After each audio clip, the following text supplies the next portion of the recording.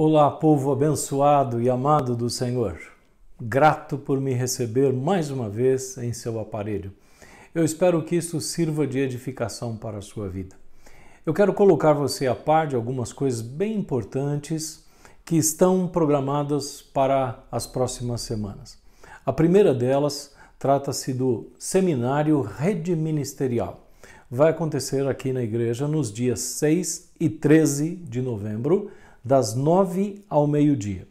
Serão 3 horas no dia 6, primeiro domingo, e outras 3 horas no dia 13, segundo domingo de novembro. Como você lê aqui no slide ao lado, este seminário é essencial para todos os que querem descobrir seu significativo lugar de serviço no corpo de Cristo. Esta descoberta é importante para o nosso jeito de ser igreja, uma vez que nós não temos eleições e cada um se engaja de acordo com o seu perfil de servo. Você precisa então fazer parte desse grupo e para isso você precisa fazer a inscrição até o dia 1º de novembro. Por um link que já te enviamos na terça-feira passada. A ideia é que você se inscreva para facilitar o nosso trabalho aqui de providenciar o material que vai ser apostilado. O custo será de R$30 por pessoa, o que inclui então a apostila, os coffee breaks e o teste que nós vamos encaminhar para você através da nossa lista de transmissão ou através do seu e-mail, melhor dizendo. E se você conhece pessoas que não são da PIBG e que de repente gostariam de fazer este seminário, repasse as informações e também o link para as inscrições, ok? O Marmita Solidária, liderado pelo irmão Paulo, está ativo. E você pode cooperar doando algo do que eles utilizam para fazer a comida que vai ser servida, ou então o dinheiro para a compra das coisas. O Pix aparece no slide ao lado e também o telefone do Paulo para melhores informações. A partir do dia 15/10, o atual número da PIBG vai ser desativado. O novo número aparece aqui ao lado e você precisa cadastrá-lo nos seus contatos aí para continuar recebendo os nossos informativos, né? Se ainda não fez isso, faça-o agora, tá bem? E agradeço a cada um de vocês que cooperam financeiramente com a PIBG. Deus seja louvado por sua vida e que da parte de Deus venham as bênçãos abundantes para a sua vida. Aparecem aqui ao lado o Pix e as nossas contas para aqueles que desejam fazer contribuições e nos ajudar a manter esta obra. Contamos com seu apoio. Agora vamos para aquilo que nós preparamos para esta oportunidade.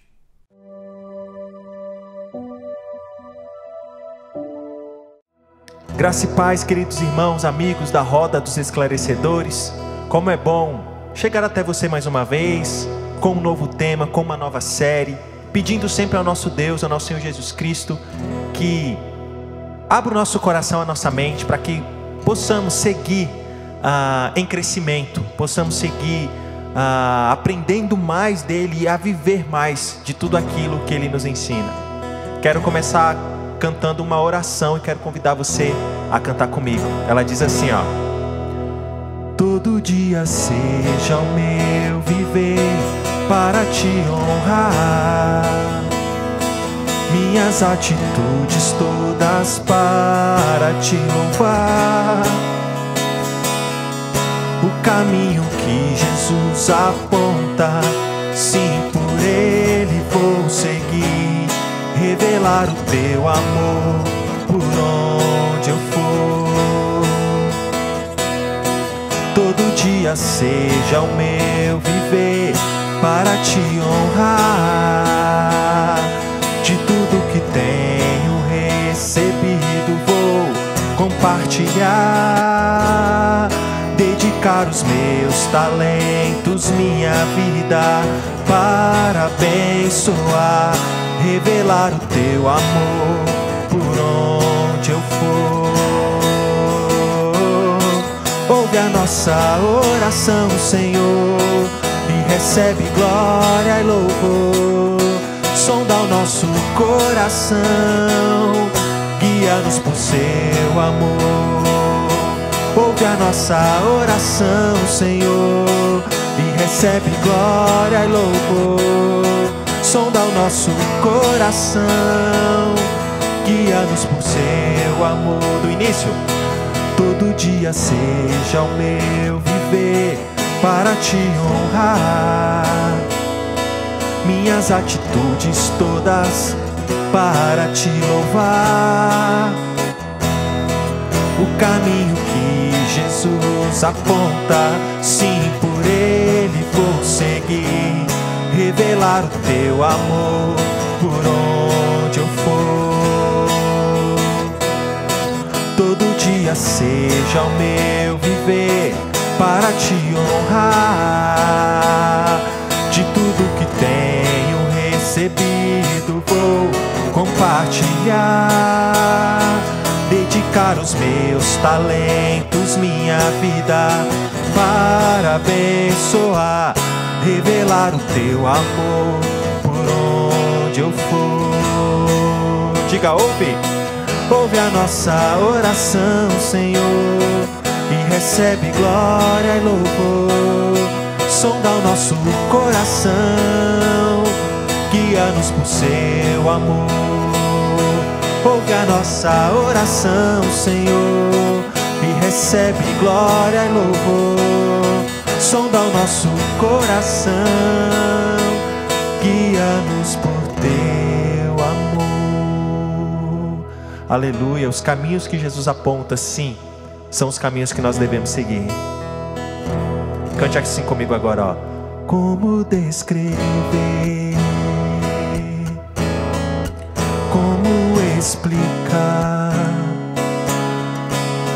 o amor que vai de leste a oeste e nunca mais vai terminar. Tu me conheces bem, sabes quem eu sou. Não há como me esconder de ti, sempre sabes onde estou. É de coração tudo que eu disser, um hino de louvor a Jesus de Nazaré. Se as palavras não mostrarem como é grande a minha gratidão, mesmo assim, Senhor, recebe o meu louvor, é de coração. Se eu fizer chover palavras de louvor,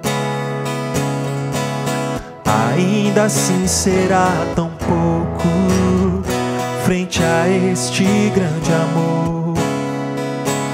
Por isso escute o pulsar do meu coração. És o caminho, a vida e a verdade, te dou a minha gratidão. É de coração tudo que eu disser, num hino de louvor a Jesus de Nazaré. Se as palavras não mostrarem como é grande a minha gratidão, mesmo assim, Senhor, recebe o meu louvor, é de coração, é de coração.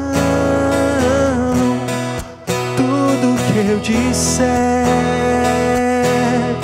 no hino de louvor a Jesus de Nazaré. Se as palavras não mostrarem como é grande a minha gratidão, mesmo assim, Senhor, recebe o meu louvor, é de coração. Mesmo assim, Senhor, recebe o meu louvor, é de coração. Mesmo assim, Senhor, recebe o meu louvor, é de coração.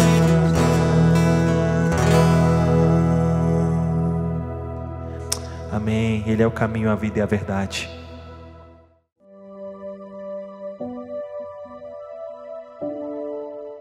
Inicio hoje uma série para a qual eu dei o título de Ensinos Essenciais de Jesus.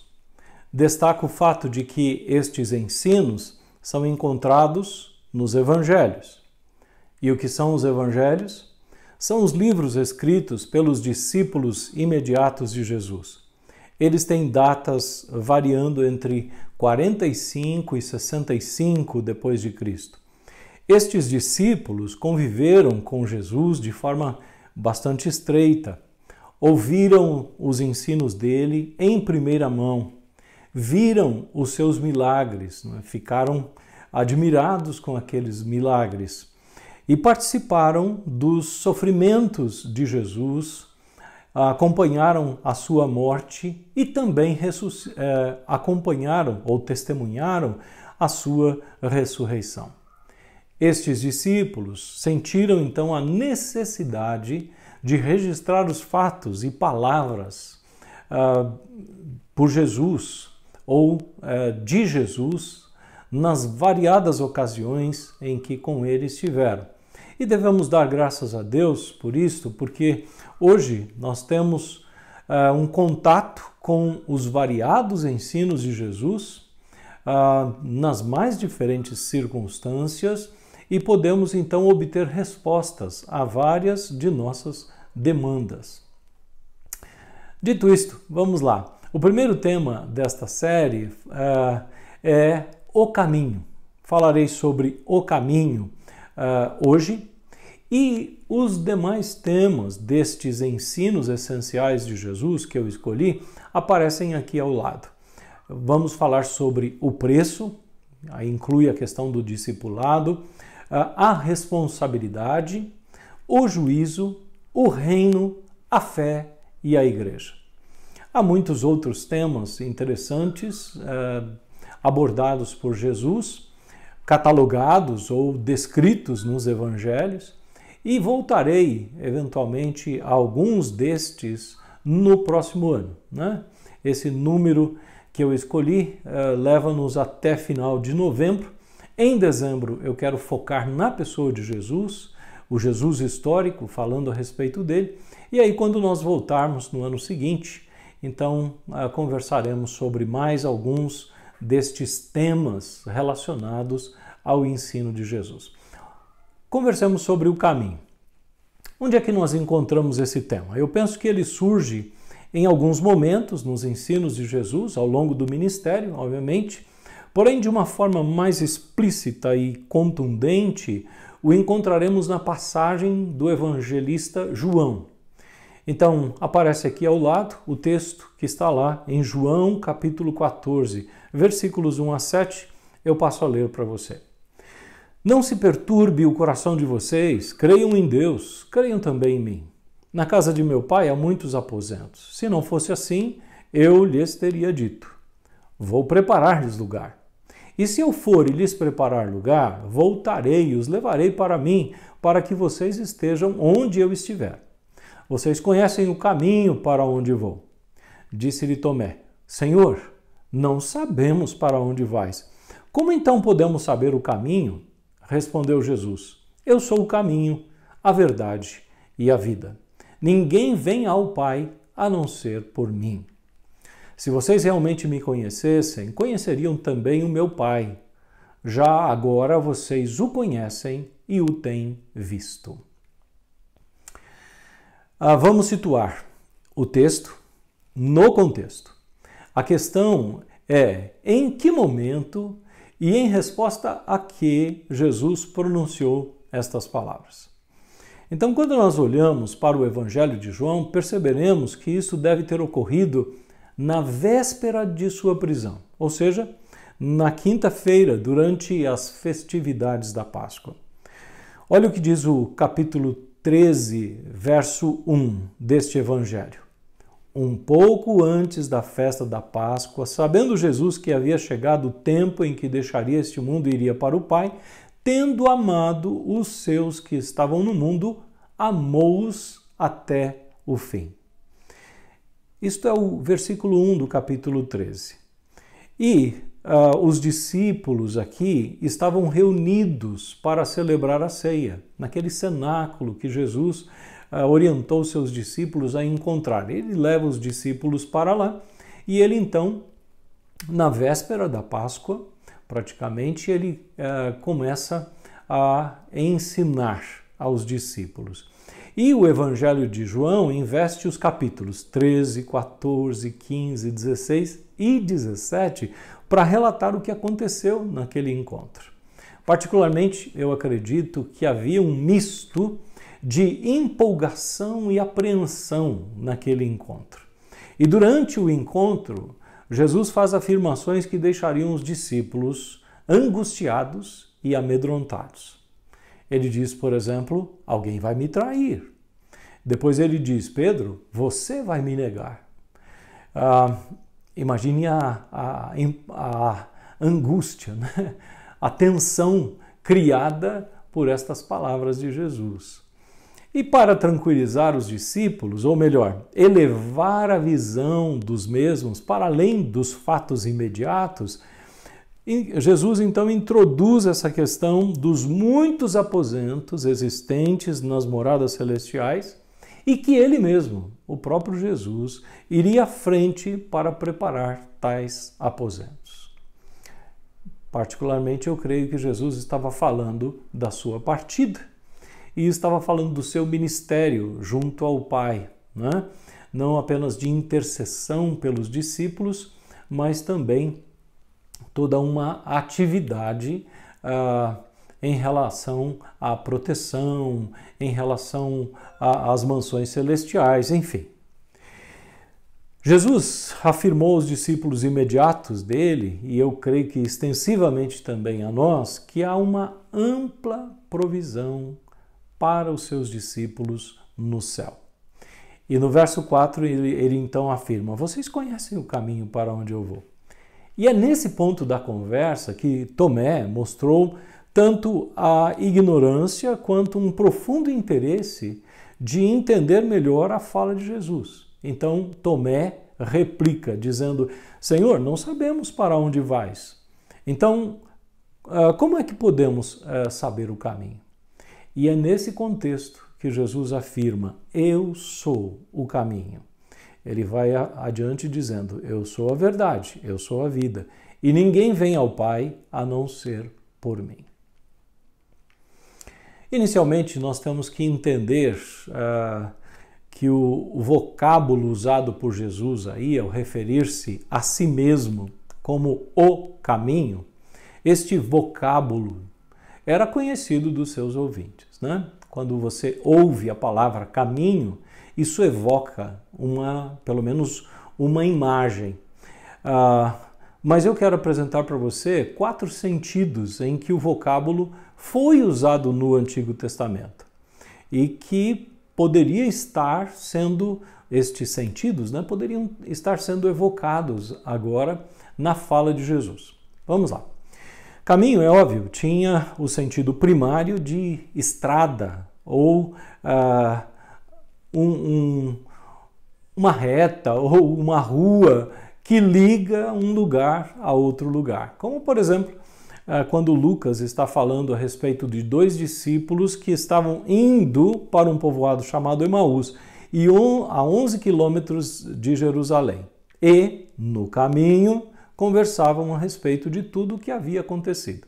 Então, esse é o sentido primário do vocábulo caminho, né? É uma estrada que liga um ponto a outro ponto. Um outro sentido para descrever ou que a palavra caminho pode ter, né, referindo-se à conduta ou caráter do ser humano, tanto para o bem quanto para o mal. Eu vou exemplificar isso citando Provérbios, capítulo 2, 12 a 15. Acompanhe aqui ao lado. A sabedoria o livrará do caminho dos maus, dos homens de palavras perversas, que abandonam as veredas retas para andar por caminhos de trevas. Têm prazer em fazer o mal e exultam com a maldade dos perversos. Gente que anda por veredas tortuosas e no caminho se extraviam. É evidente nesse texto que caminhos e veredas estão identificando condutas certas e condutas erradas. Então, nesse texto, a sabedoria ajudará aquele que, ao ouvir, que der atenção a ela, a evitar as condutas erradas e que conduzem à morte, conforme nós lemos lá em Provérbios, capítulo 14, verso 12. Provérbios 14, 12 é um texto bem conhecido. Ele diz assim: há um caminho que parece certo ao homem, mas no final conduz à morte.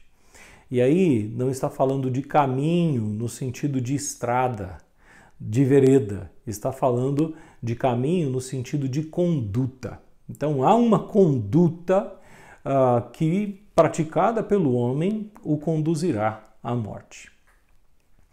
Um terceiro possível sentido de interpretar a expressão caminhos é como sinônimo de propósitos ou vontade. De onde é que vem essa ideia?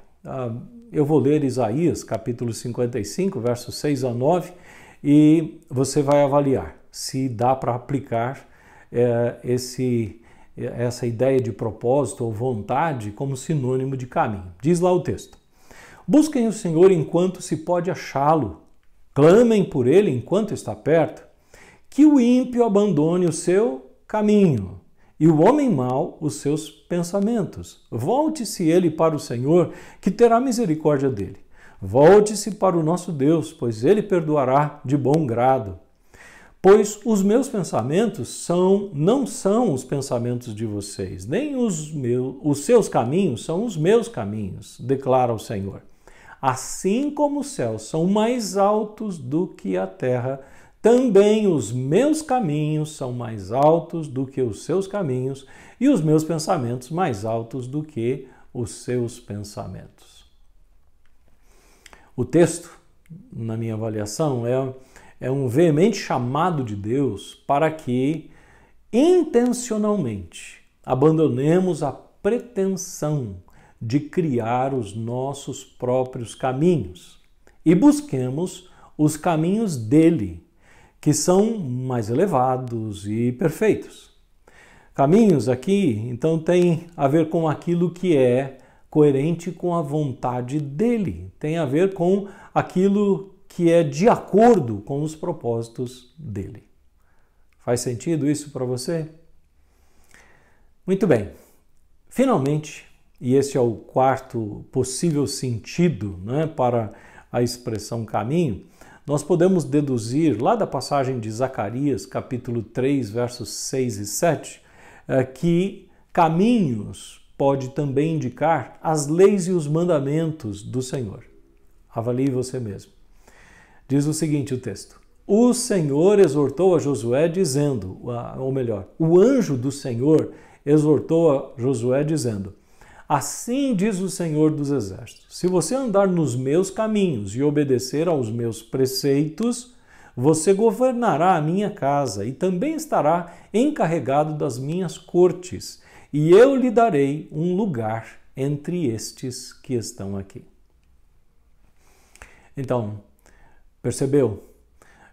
Se você andar nos meus caminhos e obedecer os meus preceitos, a expressão preceitos está intimamente ligada a mandamentos. E aqui me parece que caminhos está ligado, portanto, a preceitos e mandamentos. É uma forma de reforçar, é praticamente sinônimo, né? Dizer caminhos e preceitos aqui. Ok, então, à luz destas rápidas referências retiradas lá do Antigo Testamento, é fácil concluir que Jesus e os seus ouvintes tinham algumas ideias de como é que a expressão caminho poderia ser empregada, ou poderia ser entendida, ou poderia ser interpretada. A pergunta é, ao usar a expressão caminho, Jesus estava fazendo referência a alguma destas coisas? E a minha resposta é, Jesus estava fazendo referência a todas estas coisas. Em outras palavras, quando Jesus se autoproclamou o caminho, ele estava fazendo referência a todas elas. Então, deixe-me explicar isso rapidamente. Jesus é o caminho, no sentido de que ele é o meio de ligação com Deus. Na verdade, o único meio de ligação com Deus à luz da Escritura Sagrada. A ligação do homem com Deus ficou danificada por causa da entrada do pecado no mundo. Nós estamos assistindo algumas reportagens do que estão acontecendo em algumas pontes espalhadas aí pelo mundo, né? Uma delas lá entre a Rússia e a Ucrânia. Uma ponte foi destruída, o meio de ligação entre o continente e foi destruído. Aqui no Amazonas, duas pontes agora recentemente, por alguma razão, perderam o trânsito, ou seja, não tem como passar por ela. O meio foi destruído, o meio de ligação foi destruído. O pecado destruiu, danificou a relação do homem com Deus. Meios alternativos foram sugeridos pelo próprio Deus para que esta ligação fosse restabelecida. É o caso dos sacrifícios que foram preceituados no Antigo Testamento. Mas os sacrifícios eram imperfeitos. Isso é demonstrado pela necessidade de os sacrifícios serem renovados de tempos em tempos, ou seja, praticamente de ano a ano, o indivíduo ia e oferecia os seus sacrifícios.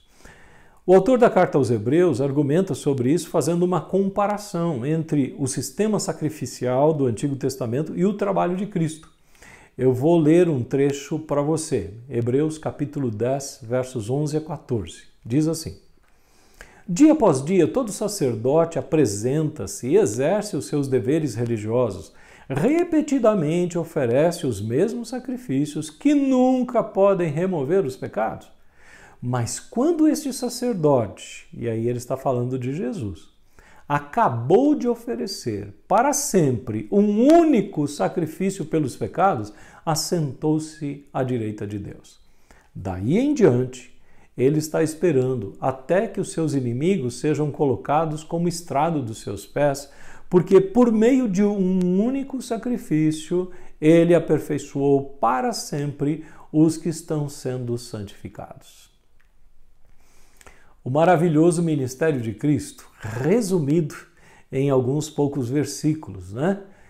Realizado uma vez por todas. Então agora este sacrifício possibilita aos pecadores serem purificados e, uma vez purificados, terem acesso à presença de Deus. Não há outro caminho. Não há outra forma de religação do homem com Deus, a não ser Jesus Cristo. Ele é o caminho. Esse é o primeiro sentido. O segundo sentido em que Jesus é o caminho é que ele é um modelo de conduta moral a ser seguido a fim de você obter a paz com Deus. Tá? Então você se vale de Cristo como um meio, você aceita Jesus, ele se constitui no meio o meio para a sua ligação com Deus, e ele também é o modelo de conduta moral. Em outras palavras, quando uma pessoa pergunta se há alguém que sirva de modelo de perfeição moral, a resposta é sim, existe. E ele é Jesus. Com base em que nós afirmamos isso? Com base no testemunho daqueles que andaram com ele. Falei lá no início dos discípulos dele que andaram com ele, comeram com ele, viram os milagres dele, ouviram seus ensinos. Eles estavam de olho em tudo. É claro, havia uma expectativa da vinda do Messias, mas eles queriam se certificar de que Jesus era o Messias. Então, eu creio que eles não estavam cegos, iludidos. Eles queriam realmente saber se aquele era o Messias, né? E o testemunho dos apóstolos aparece na fala do apóstolo Pedro. Lá em 1 Pedro, capítulo 2, versos 21 e 22, diz assim: Para isto vocês foram chamados, pois também Cristo sofreu no lugar de vocês, deixando-lhes exemplo, para que sigam os seus passos. Ele não cometeu pecado algum, e nenhum engano foi encontrado em sua boca. Se aspiramos uma vida de contínua santificação, crescendo na graça e na luta contra o pecado, Cristo é o caminho. Ou seja, ele é o modelo a ser seguido. Jesus também é o paradigma de alguém que abriu mão de seus próprios desejos para se adequar à vontade e aos propósitos de Deus. Quando Jesus exclamou lá na cruz, está consumado, e na sequência curvou a cabeça e entregou o Espírito, havia muita coisa envolvida nesta fala, está consumado. O que é que estava envolvido nisso? Eu vou resumir mesmo. Jesus estava contemplando nessa fala o fato de que a vontade de Deus prevaleceu. Os propósitos para os quais ele, Jesus, veio ao mundo foram plenamente e cabalmente levados ao final, ou seja, foram plenamente executados. Então, se você, discípulo de Cristo, está buscando referência de alguém para te servir de paradigma quanto a se adequar à vontade de Deus e aos propósitos do Pai, você tem em Jesus esse paradigma. E não só isto. O próprio Jesus garantiu que estaria presente, próximo, para fortalecer aqueles que desejassem entrar por este caminho. Eu estarei sempre com vocês até o fim dos tempos, disse ele. E Mateus registrou isso lá no capítulo 28, verso 20. Por fim, eu tenho que ressaltar que Jesus é o exemplo perfeito de alguém que andou coerentemente com as leis e os preceitos do Senhor. Ele cumpriu toda a lei e os profetas. Ele mesmo afirmou isso, que ele não veio para abolir nem a lei, nem os profetas, mas cumprir. Isso está lá em Mateus 5,17. Assim, se nós quisermos referência de como é que nós podemos andar de forma coerente com as leis e os preceitos do Senhor, ele, Jesus, é o perfeito exemplo que devemos fazer, ou do que devemos fazer, ou do que não devemos fazer. Bem, é isso, minha gente. Jesus é o caminho. Em termos práticos, Jesus é a solução para os que se sentem perdidos ou em dúvida sobre a melhor alternativa ou a melhor maneira de viver para agradar a Deus. Ninguém, além de Jesus, consegue conectar-nos com Deus perfeitamente. Ninguém, além de Jesus, é o perfeito modelo de conduta moral. Ninguém, além de Jesus, é paradigma para alguém que deseja cumprir perfeitamente a vontade e os propósitos de Deus. Ninguém, além de Jesus, é exemplo perfeito de alguém que andou de modo coerente com a vontade do Pai. Espero que você entre por este caminho, que é Jesus, e nele permaneça até que chegue ao seu sublime destino, as mansões celestiais, as quais ele mesmo está preparando para seus seguidores.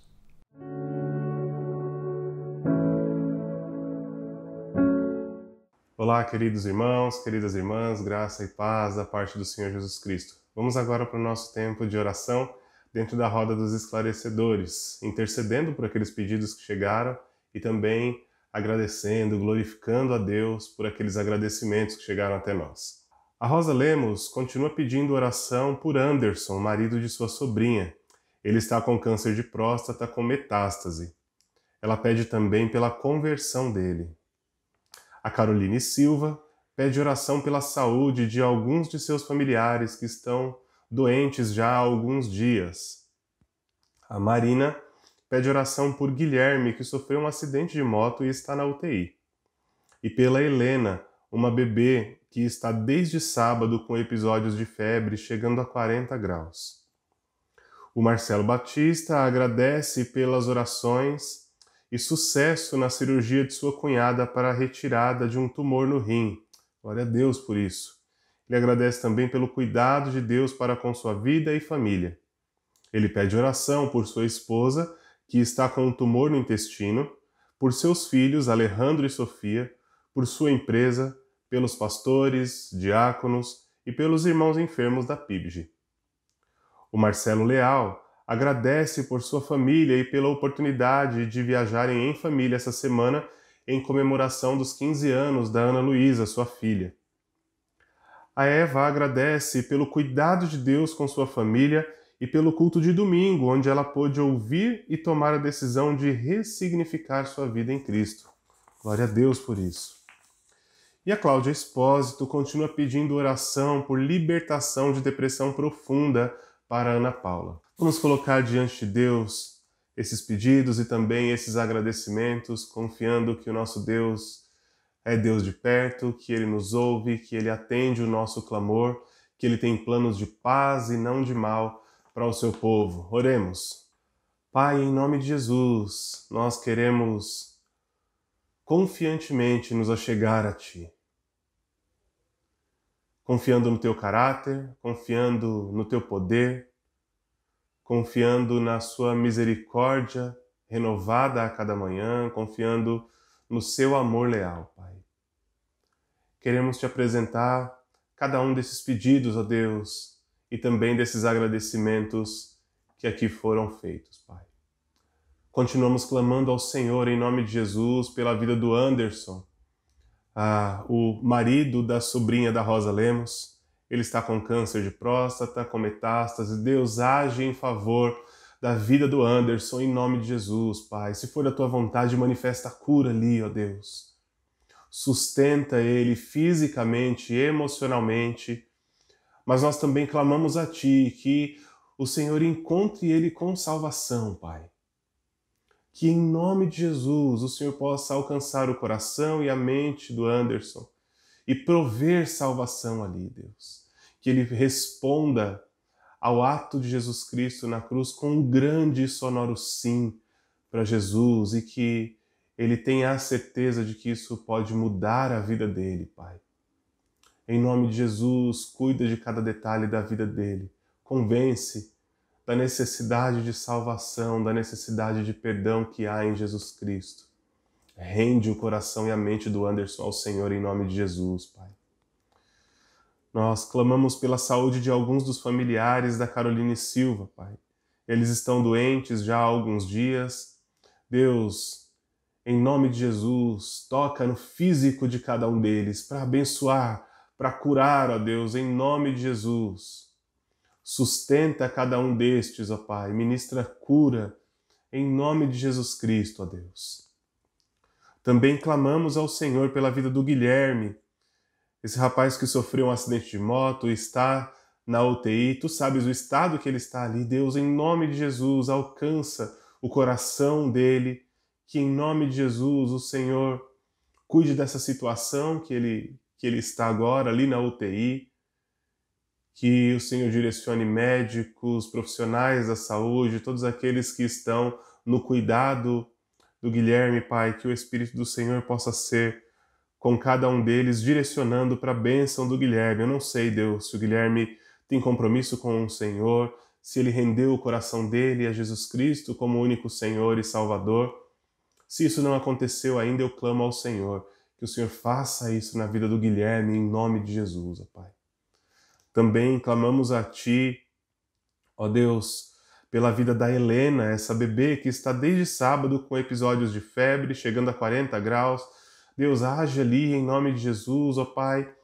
que em nome do Senhor Jesus Cristo o Senhor possa pôr a mão, curar e restaurar a saúde da Helena, ó Deus, em nome de Jesus. Agradecemos ao Senhor, Pai, pelo sucesso na cirurgia da cunhada do Marcelo. Louvado seja o Senhor por isso, Pai. Aquela cirurgia que ela fez para a retirada de um tumor no rim. Louvado seja o Senhor porque a cirurgia teve sucesso e porque correu tudo bem, ó Deus. Nós, em nome de Jesus, também te agradecemos pelo teu cuidado para com a vida do Marcelo e com a sua família.